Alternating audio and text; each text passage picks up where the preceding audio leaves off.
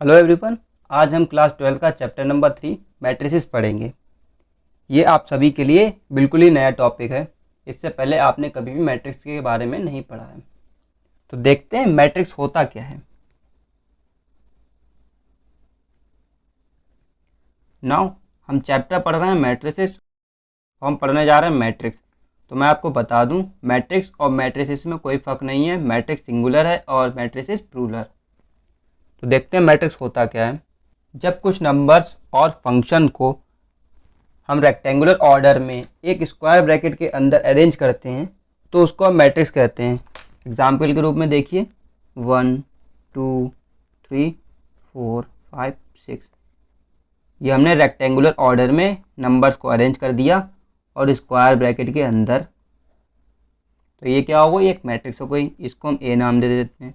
इसी तरीके से एक और मैट्रिक्स ले लेते हैं बी, जिसमें हम फंक्शन को अरेंज कर देते हैं sine x, sine inverse x, e की power x, x square. Rectangular order में अरेंज है और नंबर्स भी यहाँ पर रेक्टेंगुलर ऑर्डर में अरेंज हैं एक स्क्वायर ब्रैकेट के अंदर। तो ये क्या कहलाती है, मैट्रिक्स। अगर हम एनसीईआरटी की डेफिनेशन के अकॉर्डिंग देखें तो एनसीईआरटी में हमें डेफिनेशन दी गई है, a matrix is an ordered rectangular array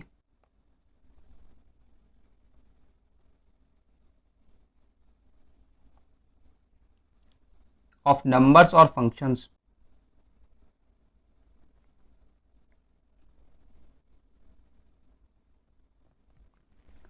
तो ये मैट्रिक्स क्या होती है, a matrix is an ordered rectangular array of number of function. मतलब एरे का मतलब समझिए। यहाँ पर अगर आप एरे को समझ गए तो पूरी डेफिनेशन आपको क्लियर हो जाएगी। एरे का मतलब क्या है, यहाँ पर एरे का मतलब होता है किसी भी चीज़ का एक ट्रे के ऊपर अरेंजमेंट। और ये जो स्क्वायर ब्रैकेट है इसको हम एक ट्रे की तरह समझ सकते हैं। तो मतलब एक मैट्रिक्स क्या है, एक ट्रे के ऊपर नंबर्स और फंक्शन का रेक्टेंगुलर फॉर्म में अरेंजमेंट। वही यहाँ पर बताया गया, a matrix is an ordered rectangular और एरे। मतलब कि एक ट्रे पर रेक्टेंगुलर फॉर्म में नंबर्स और फंक्शन का क्या होता है, अरेंजमेंट होता है। उसी को हम मैट्रिक्स कहते हैं। और ये नंबर्स और फंक्शंस क्या कहलाते हैं, एलिमेंट्स कहलाते हैं और एंट्रीज कहलाते हैं। द नंबर्स और द फंक्शंस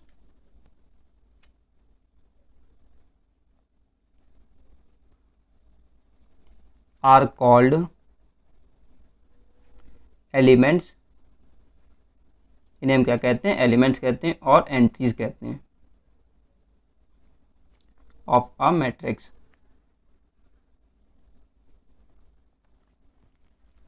मतलब ये जो वन है ये क्या कहलाएगा, एक एलिमेंट कहलाएगा या फिर एक एंट्री कहलाएगा मैट्रिक्स ए के। नाउ अब हम ऑर्डर ऑफ मैट्रिक्स देखेंगे। तो ऑर्डर ऑफ मैट्रिक्स को समझने से पहले हमें दो चीज़ों के बारे में पता होना चाहिए। पहला है रोज और दूसरा है कॉलम। तो रोज क्या होती हैं, जो नंबर या फंक्शन हॉरिजेंटल लाइन में अरेंज होते हैं उनको हम क्या कहते हैं, रोज कहते हैं। देखिए यहाँ पर कितनी रोज हैं, 1 2 3। तो इसमें कितनी रो हैं, इसमें हैं 3 रोज।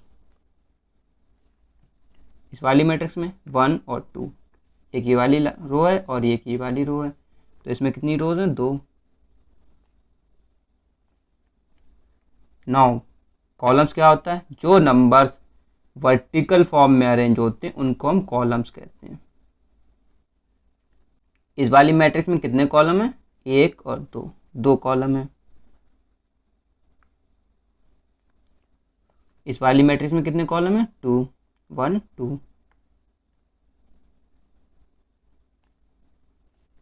ना ऑर्डर क्या होता है, ऑर्डर होता है number of rose into number of columns. Order क्या होता है, number of rose into number of columns.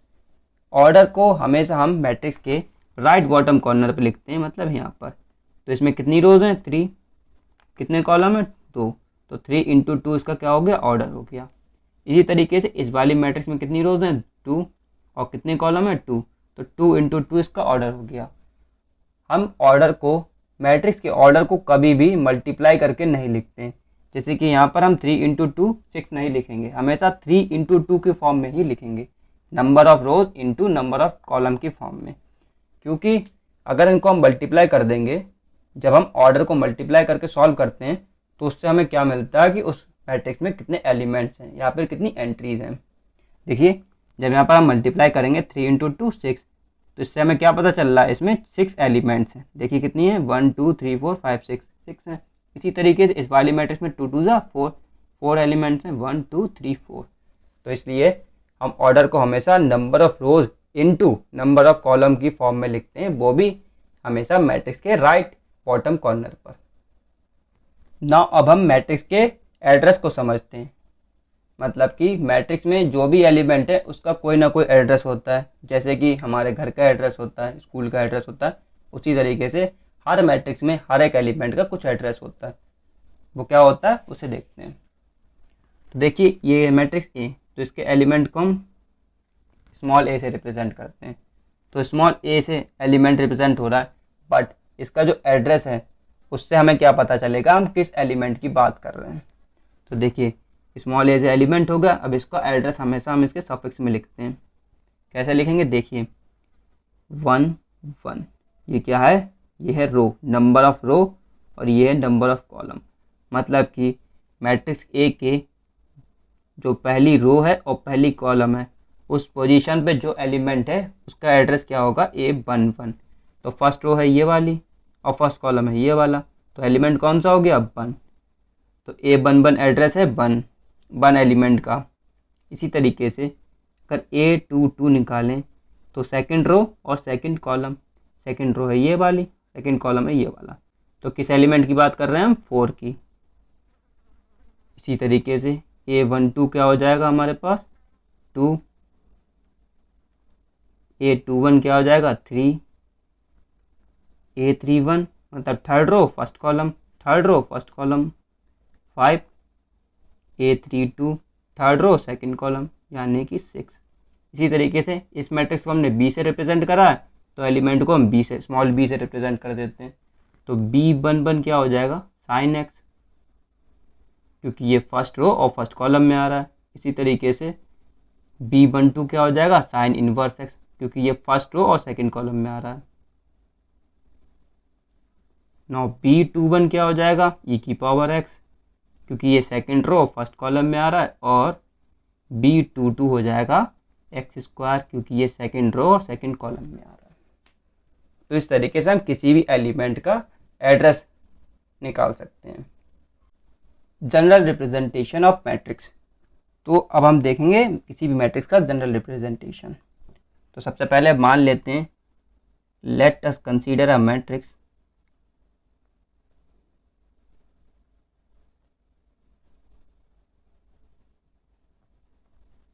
Of order m cross n। क्या ऑर्डर लिया है हमने, m क्रॉस n, यानी कि इस मैट्रिक्स में m रोज हैं और n कॉलम्स हैं। तो अगर a नाम दे दें हम मैट्रिक्स को, तो इसका फर्स्ट एलिमेंट क्या हो जाएगा, a, first row first column, second first row second column. इसी तरीके से A13 dot dot dot A1 n column है, तो लास्ट कॉलम क्या आ जाएगा, n। नाउ सेकंड रो में A21 A22 A23 और लास्ट एलिमेंट क्या होगा सेकंड रो में, A2n, क्योंकि n कॉलम है मैट्रिक्स में इसलिए। इसी तरीके से थर्ड रो हो जाएगी A31 A32 A33 dot dot dot A3n। इसी तरीके से m रोज हैं तो AM1, मतलब जो mth रो है वो उसका क्या हो जाएगा, AM1। सेकंड एलिमेंट होगा mth रो का AM2। इसी तरीके से AM3 dot dot dot AMN। Matrix का ऑर्डर है m क्रॉस n। और इस मैट्रिक्स को हम इस तरीके से भी रिप्रेजेंट कर सकते हैं, A equals to small ai, j, order m cross n, जहाँ पर वेयर जो i है वो छोटा होगा और बराबर होगा किसके, m के, क्योंकि इस मैट्रिक्स में कितनी रोज हैं, m, और ज़्यादा होगा और बराबर होगा 1 के, क्योंकि i मतलब, इसका मतलब क्या है, जो i है वो 1 से लेकर m तक हो सकता है, और जो j है वो 1 से लेकर कहाँ तक हो सकता है, n तक, क्योंकि n क्या है इसमें, टोटल नंबर ऑफ कॉलम्स में n है। जो i और j हैं, i और j किस में बिलोंग करेंगे, नेचुरल नंबर्स में। ये होता है general representation of matrix. Now अब हम पढ़ेंगे टाइप्स ऑफ मैट्रिसेस, मतलब मैट्रिसेस कितने प्रकार की होती हैं। पहला टाइप है कॉलम मैट्रिक्स। कॉलम मैट्रिक्स क्या होती हैं, वो मैट्रिक्स जिसमें केवल एक कॉलम होता है वो कॉलम मैट्रिक्स होती हैं। यानी कि वो मैट्रिक्स जिसमें केवल एक कॉलम है और रोज़ कितनी भी हो सकती हैं, उस मैट्रिक्स को हम कॉलम मैट्रिक्स कहते हैं। जैसे कि जो अभी हमने जनरल रिप्रेजेंटेशन देखा था मैट्रिक्स का, उसमें n की वैल्यू 1 होनी चाहिए और m कोई भी नेचुरल नंबर हो सकता है। तो ऐसी मैट्रिक्स क्या कहलाएगी, कॉलम मैट्रिक्स कहलाएगी। एग्जाम्पल के रूप में देखिए, मैट्रिक्स A 1 2 3 4, इसका ऑर्डर क्या है, इसका ऑर्डर है 4 × 1। एक कॉलम है और रोज़ कितनी है, 4। रोज़ से हमें मतलब नहीं है, अगर कॉलम की संख्या 1 है तो वो कॉलम मैट्रिक्स कहलाएगी। इसी तरीके से एक और एग्जांपल देखिए, 2 8 9 6 3, इसमें रोज़ कितनी है, 5 और कॉलम कितना है, 1। तो एक कॉलम है तो ये क्या कहलाएगी, कॉलम मैट्रिक्स। यानी कि कॉलम मैट्रिक्स कौन सी मैट्रिक्स होती हैं, a matrix is said to be a column matrix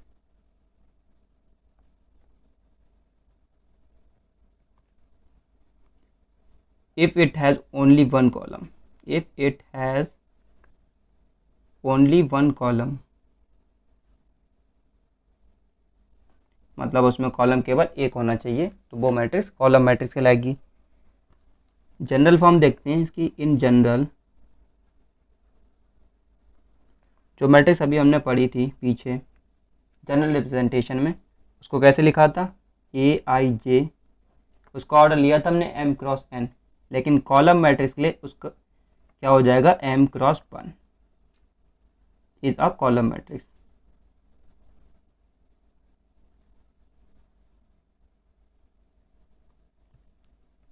कोई भी मैट्रिक्स जिसका ऑर्डर इस फॉर्म में हो, m × 1 फॉर्म में, वो मैट्रिक्स कॉलम मैट्रिक्स कहलाती हैं।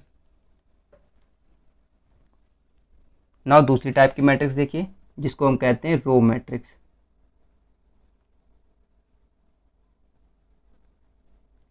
रो मैट्रिक्स कौन सी मैट्रिक्स होते हैं, a matrix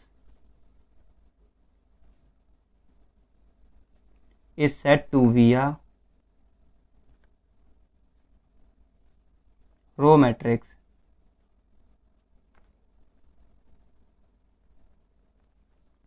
if it has only one row.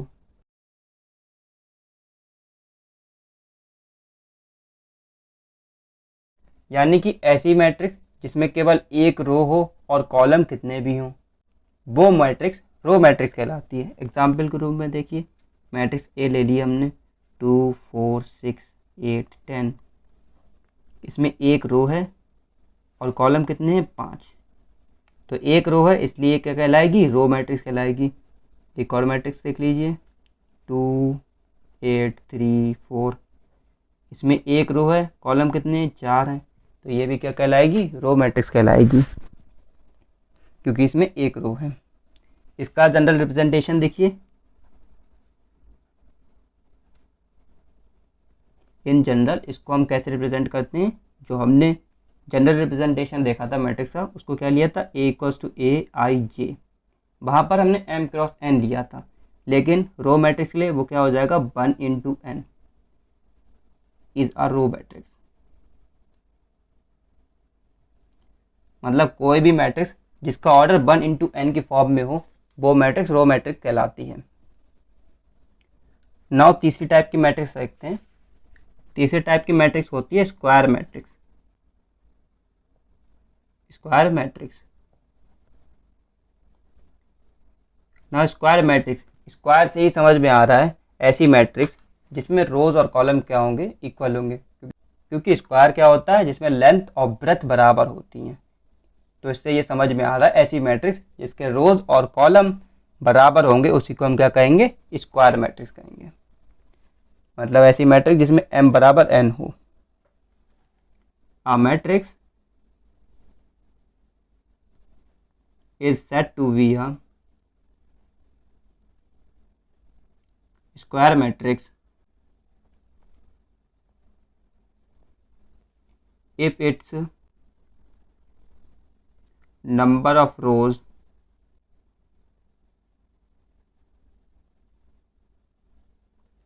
are equal to number of columns.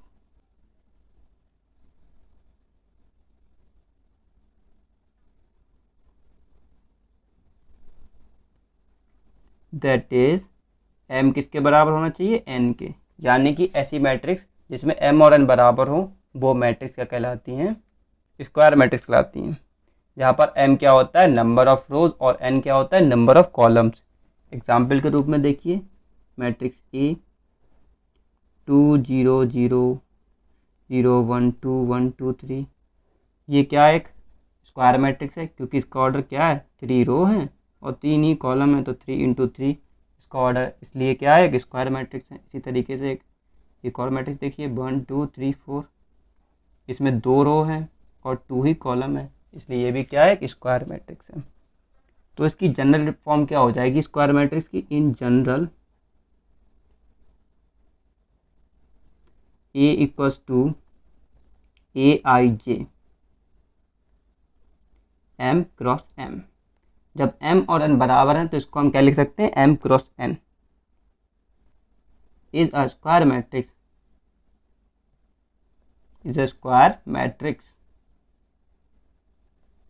Of order m। Now ये चीज समझिए, हमने यहाँ पे क्या लिखा है, ऑर्डर m, लेकिन अभी तक क्या पढ़ा था हमने, ऑर्डर किस फॉर्म में लिखते हैं, m क्रॉस n की फॉर्म में। तो केवल स्क्वायर के लिए जहाँ पर m और n बराबर होते हैं उसके ऑर्डर को हम केवल m से ही रिप्रेजेंट कर देते हैं। यानी कि इस मैट्रिक्स के ऑर्डर को हम केवल 3 से रिप्रेजेंट कर देंगे और इस वाली मैट्रिक्स के ऑर्डर को हम केवल 2 से रिप्रेजेंट कर देंगे। हमें 2 इंटू 2 और 3 इंटू 3 रिप्रेजेंट करने की ज़रूरत नहीं है। लेकिन ये कंडीशन केवल स्क्वायर मैट्रिक्स के लिए ही वैलिड है क्योंकि इसमें नंबर ऑफ रोज और नंबर ऑफ कॉलम बराबर होते हैं, केवल इसलिए। किसी भी और टाइप की मैट्रिक्स के लिए ये कंडीशन सेटिस्फाई नहीं होती है, उसमें हमें number of rose into number of column की ही फॉर्म में मैट्रिक्स के ऑर्डर को रिप्रेजेंट करना पड़ता है।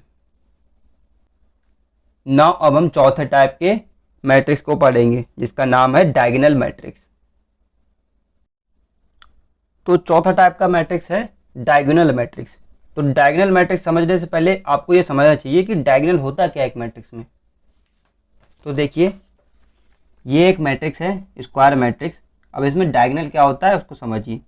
ये वाला जो एलिमेंट्स होते हैं यहाँ पर, इनको हम डायगोनल एलिमेंट्स कहते हैं और यही एक क्या होता है, डायगोनल होता है मैट्रिक्स में। इस वाले को हम डायगोनल नहीं कहते हैं मैट्रिक्स में, सिर्फ ये वाला जो होता है इसको डायगोनल कहते हैं। और डायगोनल के ऊपर जो एलिमेंट्स होते हैं वही क्या कहलाते हैं, डायगोनल एलिमेंट्स। बाकी सारे क्या कहलाएंगे, नॉन डायगोनल एलिमेंट्स। और एक और बात, डायगोनल मैट्रिक्स या फिर डायगोनल केवल स्क्वायर मैट्रिक्स में ही पाए जाते हैं, कोई भी और मैट्रिक्स में डायगोनल नहीं बनता। तो इसका मतलब क्या है, जो भी डायगोनल मैट्रिक्स हैं वो कैसी मैट्रिक्स होंगी, स्क्वायर मैट्रिक्स। यानी कि डायगोनल मैट्रिक्स कौन सी मैट्रिक्स हो गई, square matrix. Square matrix is said to be a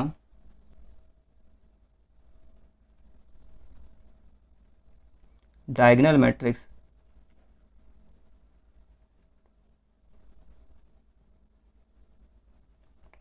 if its non-diagonal elements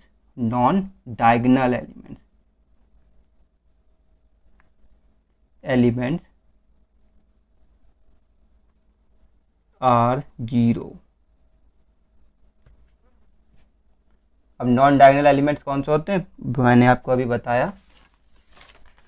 ये वाले एलिमेंट जो भी होते हैं वो डायगोनल एलिमेंट्स होते हैं और बाकी जितने भी एलिमेंट्स हैं वो नॉन डायगोनल एलिमेंट्स होते हैं। या आप लोग इस बात को ऐसे भी समझ सकते हैं, जहाँ पर AIJ जिसमें I बराबर J होता है वो डायगोनल एलिमेंट्स होते हैं, और जहाँ पर AIJ वो एलिमेंट जिसमें I और J बराबर नहीं होता वो नॉन डायगोनल एलिमेंट्स होते हैं। और ये केवल स्क्वायर मैट्रिक्स में ही पाए जाते हैं। तो एग्जाम्पल के रूप में देखिए A बराबर 1, ये एक डायगोनल मैट्रिक्स है। ये डायगोनल मैट्रिक्स क्यों है? क्योंकि इस एलिमेंट का जो एड्रेस है वो क्या है, A11, और 1 बराबर 1 है। इसका मतलब क्या है, ये डायगोनल एलिमेंट हुआ, इसलिए ये क्या हो गई, एक डायगोनल मैट्रिक्स। इसी तरीके से एक और मैट्रिक्स लिख लीजिए 1 2 2 1, ये भी 1 0 0 1,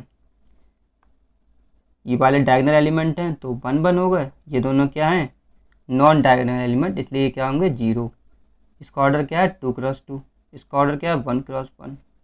इसी तरीके से एक और मैट्रिक्स देख लीजिए 2 0 0 0 1 0 0 0 3, ये भी क्या है, डायगोनल मैट्रिक्स है, क्योंकि इसके डायगोनल एलिमेंट 0 नहीं है, बाकी सारे एलिमेंट्स क्या हैं, 0 हैं। इस मैट्रिक्स का ऑर्डर क्या है, 3 × 3 का। तो हम जनरल फॉर्म में कैसे रिप्रेजेंट करेंगे डायगोनल मैट्रिक्स को, देखिए इन जनरल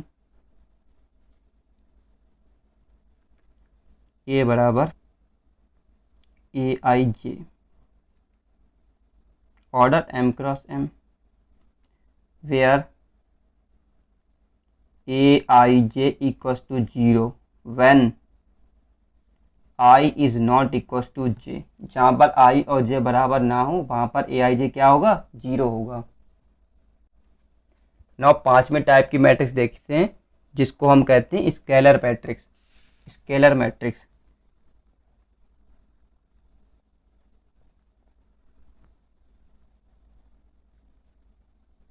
स्केलर मैट्रिक्स वो मैट्रिक्स होती हैं जिनके डायगोनल के सारे एलिमेंट्स कैसे हो, सेम हो। मतलब कि हम कह सकते हैं स्केलर मैट्रिक्स एक टाइप की डायगोनल मैट्रिक्स होती हैं जिसमें जो डायगोनल के एलिमेंट हैं वो तो सारे सेम हों, लेकिन जो नॉन डायगोनल एलिमेंट है वो सारे 0 होने चाहिए। तो हम स्केलर मैट्रिक्स को कैसे डिफाइन कर सकते हैं, are diagonal matrix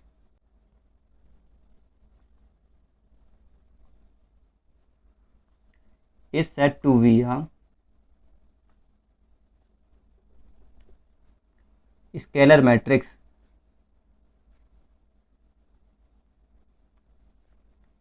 if its all diagonal elements are same, जिसके डायगोनल एलिमेंट कैसे हों, सेम हों।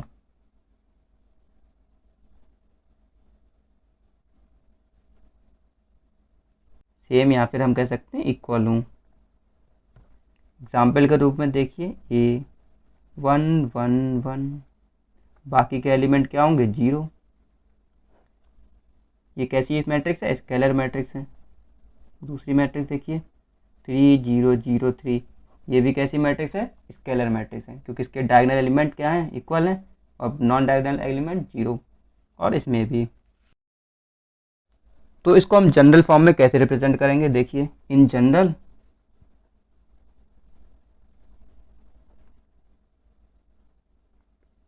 A बराबर AIJ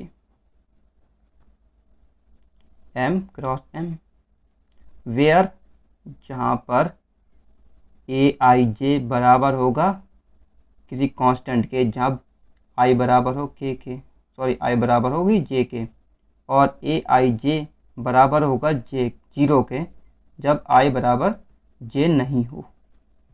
मतलब नॉन डायगोनल एलिमेंट 0 होंगे और डायगोनल एलिमेंट में कोई भी कांस्टेंट होगा। नाउ अब हम छठे टाइप की मैट्रिक्स देखेंगे जिसको हम कहते हैं आइडेंटिटी मैट्रिक्स। आइडेंटिटी मैट्रिक्स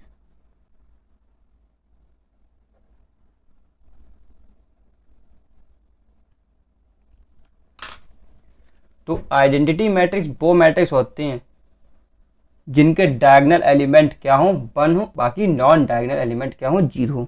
यानी कि आइडेंटिटी मैट्रिक्स एक टाइप की स्केलर मैट्रिक्स होती हैं जिनके एलिमेंट्स यानी कि जिनके डायगोनल एलिमेंट्स क्या हो, 1 हो और कुछ नहीं।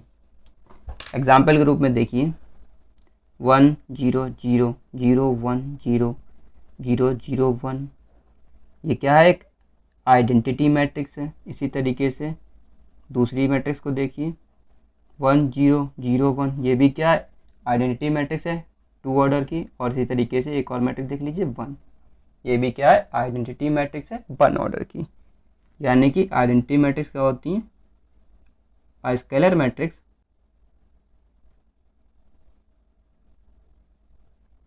in which all diagonal elements are equal to 1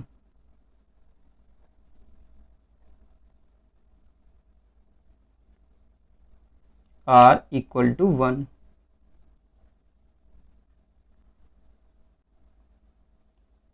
and rest are zeros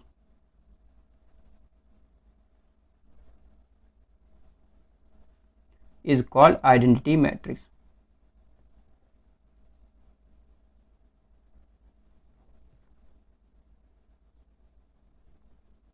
तो जनरल फॉर्म देखिए आइडेंटिटी मैट्रिक्स का, इन जनरल ए बराबर क्या हो जाएगा, ए आई जे, जहाँ पर ए आई जे बराबर होगा 1 के जब आई बराबर हो जे के, और ए आई जे बराबर होगा 0 के जब आई और जे बराबर ना हो। Now one more thing, identity matrix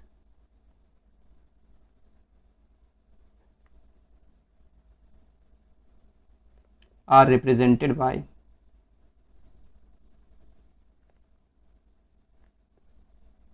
I। मतलब कि जो आइडेंटिटी मैट्रिक्स होती हैं उनको हम कैसे रिप्रेजेंट करते हैं, आई से। सातवें टाइप की मैट्रिक्स होती है जीरो मैट्रिक्स और नल मैट्रिक्स। तो जीरो मैट्रिक्स और नल मैट्रिक्स वो मैट्रिक्स होती है जिसके सारे एलिमेंट जीरो होते हैं, मतलब ऐसी मैट्रिक्स जिसके सारे एलिमेंट्स किसके बराबर हो, जीरो के बराबर, वो मैट्रिक्स क्या कहलाती है, जीरो मैट्रिक्स कहलाती है। अब matrix is said to be a zero matrix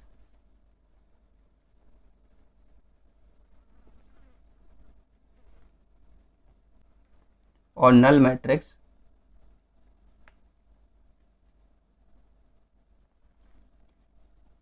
if all its elements are equals to zero।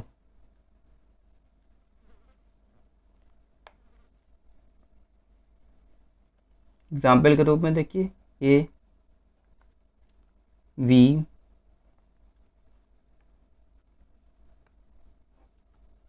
C matrix देखिए 0 0 0।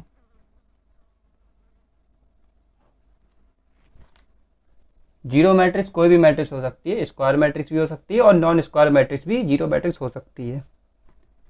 जीरो मैट्रिक्स को हम कैसे रिप्रेजेंट करते हैं, देखिए, we denote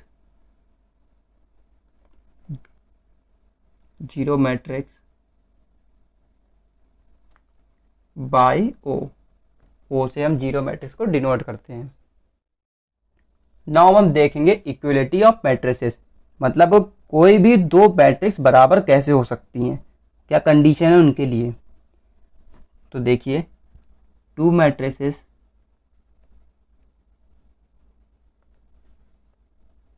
are said to be equal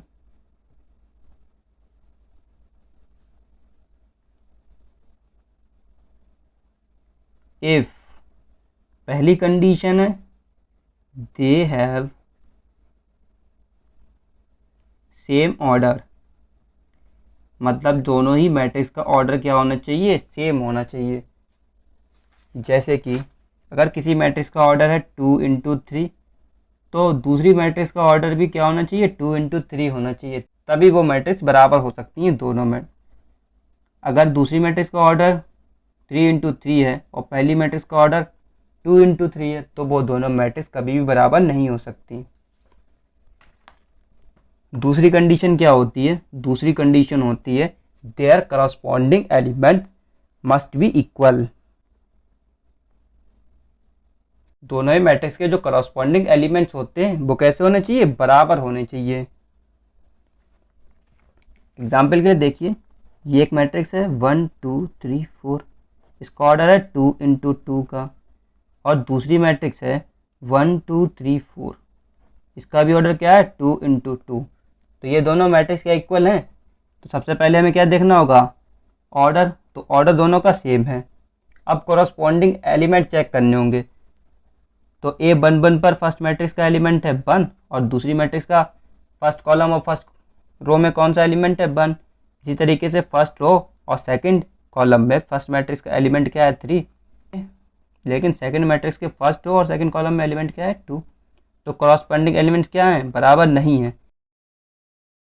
इसकी वजह से कि दोनों मैट्रिक्स क्या हैं, बराबर नहीं है, यानी कि कॉरस्पॉन्डिंग एलिमेंट्स इक्वल हो उससे पहले ऑर्डर सेम होना चाहिए।